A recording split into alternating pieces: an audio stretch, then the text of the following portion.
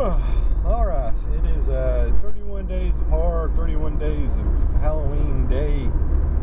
I don't even know anymore. Like 23, 24 maybe.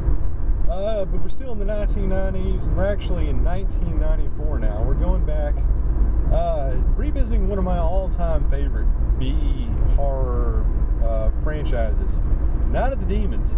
Now, Night of the Demons, the original, is a really, really, really entertaining, sort of self-reflexive satire, horror, sex comedy, which really did a great job of sort of capturing the tropes of the late 1980s. I mean, you're making fun of the goth subculture, you're making fun of the really misogynistic jocks. I mean, it was doing a lot of humor that today, I mean, frankly, you just couldn't get away with.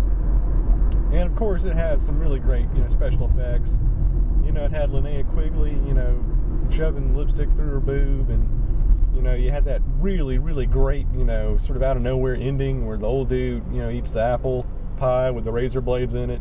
I mean, it's really, really good stuff. Really underrated, incredibly fun material. Well, as good as the original was, I think it is one of the better horror offerings of the 1980s. I'm actually going to go on record as saying that Night of the Demons 2, which is the movie we're reviewing now, from 1994 is even better. And I think basically, the same way the original did a great job of skewering sort of the failings of the horror genre in 1988, I think this film does a pretty good job of getting to the core of everything that was sort of wrong with horror in the mid-1990s. Obviously, we're in the straight-to-video era, and this one, it's pretty entertaining. I mean, it's got a good story, it's got way better acting than normal, the plot is a lot more interesting and intriguing than most genre offerings. The characters are a little bit more nuanced, and the fact that it's set in a Catholic school, I think, definitely gives this sort of mentality and a vibe that you really don't get from, all the Friday the 13th and Halloween variations. I mean, there's still a bunch of dumb kids doing stuff, but they're a different breed of dumb kids. They got that faux morality, and that makes it, a little bit more interesting as far as motivations. So yeah, for those of you unfamiliar with the Night of the Demons mythos, basically, it revolves around this thing called the Hull House, and the Hull House, its history fluctuates. Way back in the day, it's like an old mortuary where a bunch of people got murdered.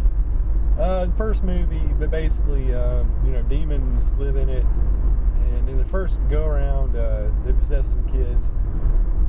And in Night of the Demons 2, there's one central demon.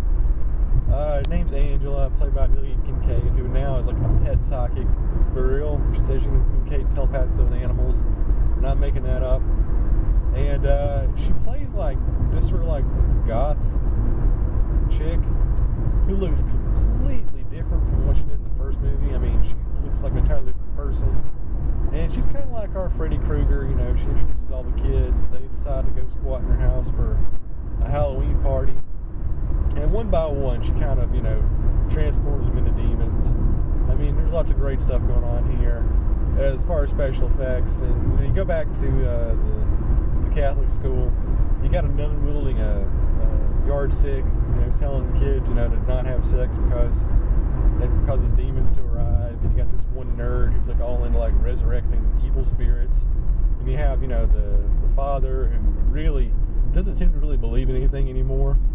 But it's all played in very tongue-in-cheek. It's not heavy-handed, so I like that part. But yeah, really, it's all about the special effects. I mean, it really does build up a lot of character. I mean, there's a lot of development going on here. You really have to wait close to an hour before things get really freaky, but when it does, it's worth it. Let's see some of the highlights in this one. We've got a scene where a dude's girlfriend gets possessed, and her lady parts turn into like demonic hands that like squeeze out acid. I mean, that's pretty cool. There's a scene where a dude, gets decapitated and he plays basketball with his own severed head. I mean, that's a good one. Let's see, what else do we have? Oh, we got a really great snake monster attack at the end. That's pretty innovative.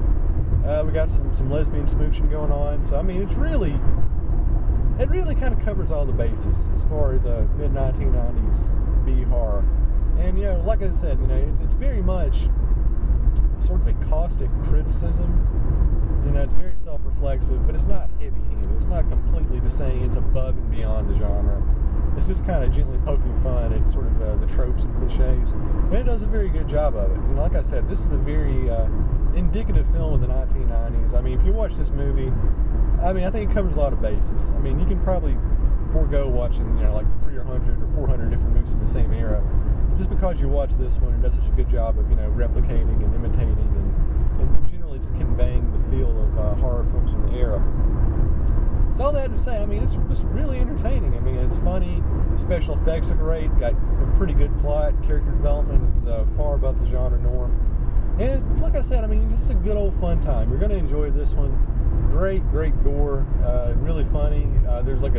It's probably the only film that ever had a dance sequence to Morbid Angel in it too, so that's another thing to kind of throw out there.